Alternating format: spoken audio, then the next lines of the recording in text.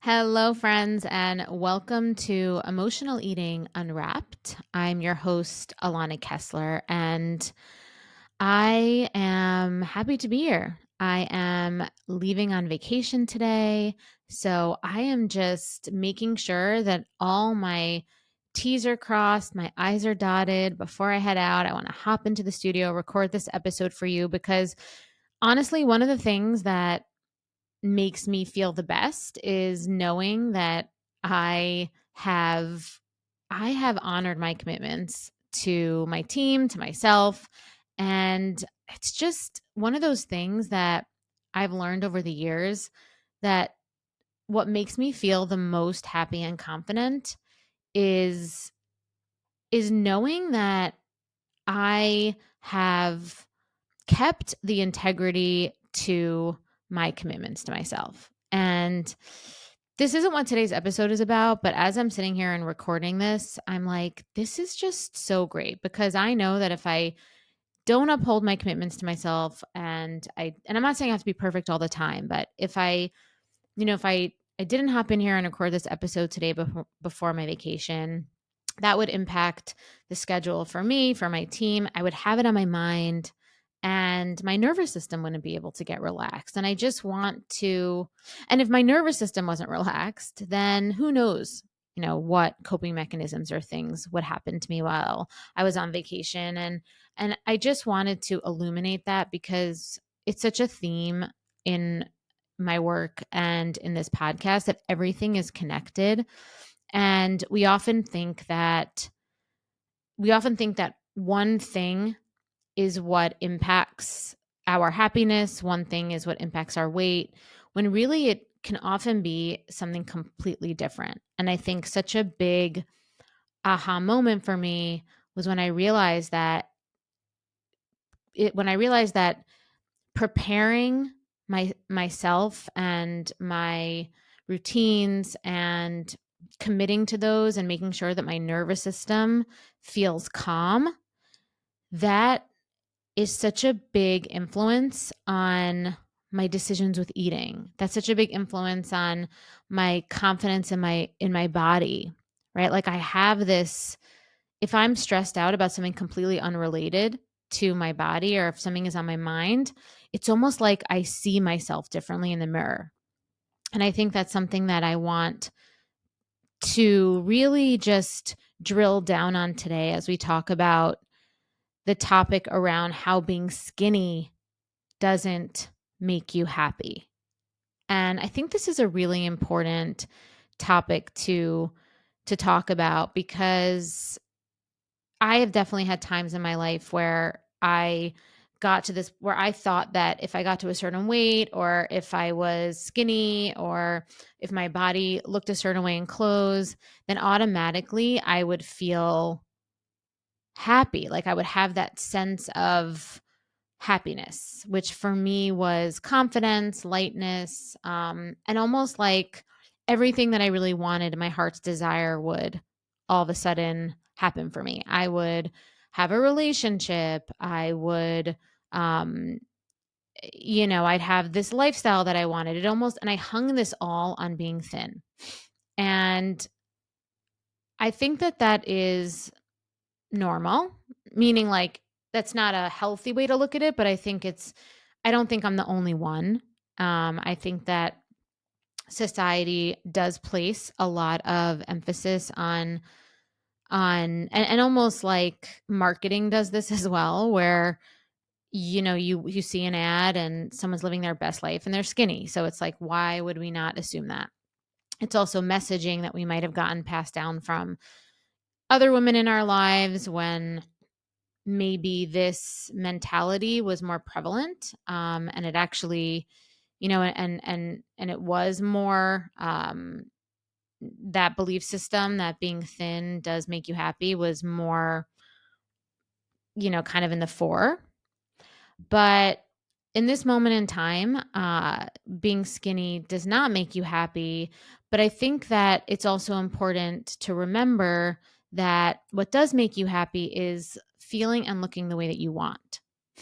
And not only feeling and looking the way that you want, but getting there in a way that also respects your, that also respects who you are, and doesn't sacrifice certain elements of your that doesn't sacrifice certain elements of your autonomy, and doesn't put you in a position to feel like you're not fully in control.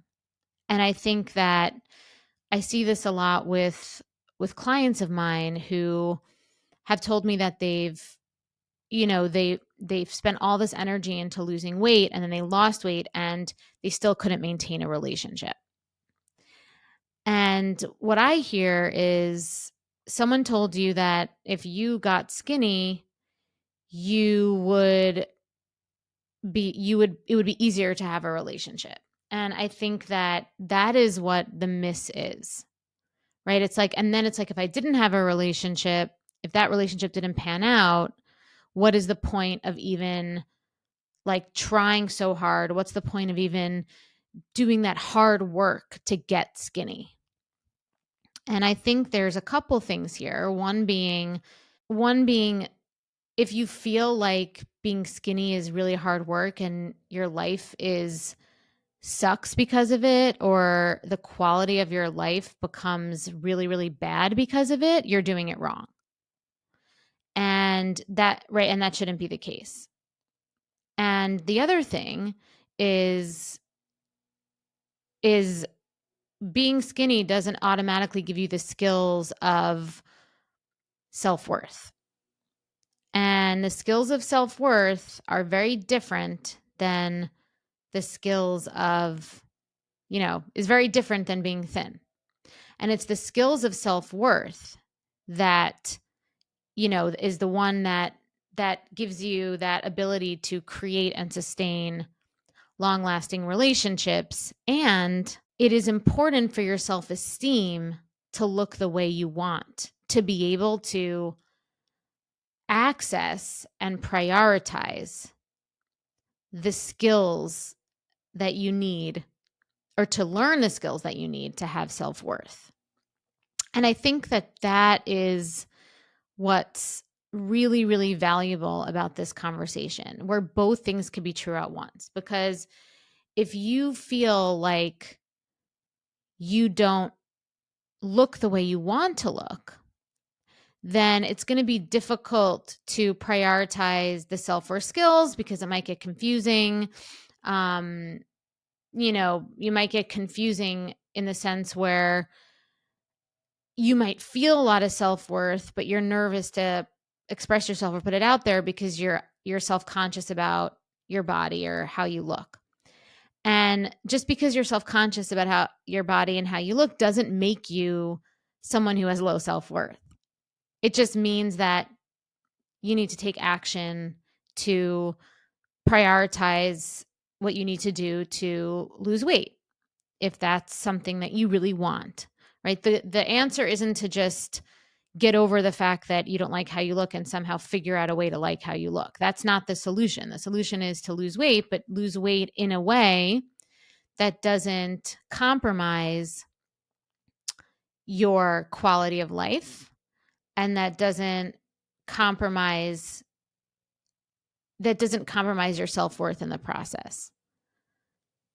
Right? Because an example of compromising your self-worth is focusing so much energy on getting skinny, focusing so much energy on the result, and disconnecting yourself from so many desires, from so many emotions that arise, just to focus on the goal and the rules and the diet just so you can get to some result. You're missing the whole process that you need to get to the place of both self-worth and getting your body to a place that you want it to be. And it's really both of these things that you need to be able to balance in order to feel happy. And that's one of the reasons why it happened to me too, where I did get to a weight that was skinny, but one, it never felt skinny enough, not because it wasn't, but because I was lacking in all of the core self-worth foundations, all the core self-worth foundations, because I was so tunnel visioned on getting skinny that I didn't build up any of the other features and factors of my life. And in fact, it made it worse, right? Focusing on weight loss so much and, having so many rules and restrictions and whatever kind of behaviors, just because I was like, once I get to that goal, everything will be good. That's a lie. That's not how it works. And oftentimes that is what I see with a lot of people. And, it's really, really important to prioritize weight loss and to invest in improving your body image if you know that will impact your confidence. And it's also important to remember that, being thinner is not what makes your life better. It's the process of healing what the weight was covering over, and the empowerment in learning what you truly need and how to get those needs met that will provide that sustaining happiness. Because I'll tell you something else that happens when you just focus on getting skinny and you don't focus on the other parts of yourself that had the needs, the desires, and making sure that those things are also something that you're focusing on understanding about yourself. What happens is that even if you do get skinny, you do get to the weight that you want to get to, and you start getting all of this attention from people, you're going to have a very difficult time receiving that attention from a place of worthiness. And it's going to be a very difficult situation because you haven't really grounded yourself yet in the worthiness of how you look, because you were so focused on getting to that end result. And then you get to that end result and everyone's like, and people are like, oh my God, you look amazing. Have you lost weight? Or like mention all these things. And instead of feeling like validation, or instead of feeling like, that sense of self-esteem, you feel potentially a little bit exploited, right? It's not something that feels comfortable to you. And maybe it feels nice to get the compliment, but it's difficult to believe it. And you start getting worried that it's going to go away. And then if it goes away, you're not going to be adored anymore. But again, like I said, attention, and I don't actually think I said this, but making the distinction between attention and adoration, right? People can give you attention, but they don't necessarily adore you yet. Adoration is something that stems from multifaceted things, and it's usually through someone knowing you, right? When someone values you, adores you, all these things like that, they don't do that because you're skinny. They do that because of so many other elements about your character, about your beingness. And the thing about that belief system that just once you lose the weight, everything will fall into place, it's a big lie, because we need to be in a place of alignment with so many other things to be able to receive the happiness that we imagine in our brains. Because it's not the physical that gets us the happiness. It's the physical combined with the emotional, combines with the relational, right? And that's why it's important that as we're in a weight loss journey, we also focus on these other things, right? That we focus on why we had weight to lose to begin with. What were some of the core What were some of the core triggers, the root causes of the weight gain? What were some of the things and emotions and fears that the weight was covering up? Because as you start losing weight and you get attention and you're not healed, or you're not on the healing path, healing those things, it can feel very dangerous and exploitative, like I said, to lose weight and start getting feedback from people and attention. And that can actually end up sabotaging. You could end up subconsciously sabotaging yourself and almost pushing away what you want, and almost subconsciously pushing away the happiness that you imagined in your brain that you thought would happen when you lost the weight. Because, like I said, it's not a physical thing. Being skinny, losing the weight is not what is going to make you happy. It can be a factor in giving you self-esteem and giving you confidence, but it's not the main thing. It really is a tandem. It's a tandem journey. It's a tandem journey between knowing yourself and prioritizing how you look and feel in your body at the same time, but not just tunnel visioning towards getting to a weight loss result, at the expense of all the rest of it, thinking that once we get there, everything will just fall into place, because that's not going to happen. Okay. So we need to understand that unless we're honest with ourselves, all of the other issues will still be there after we lost the weight.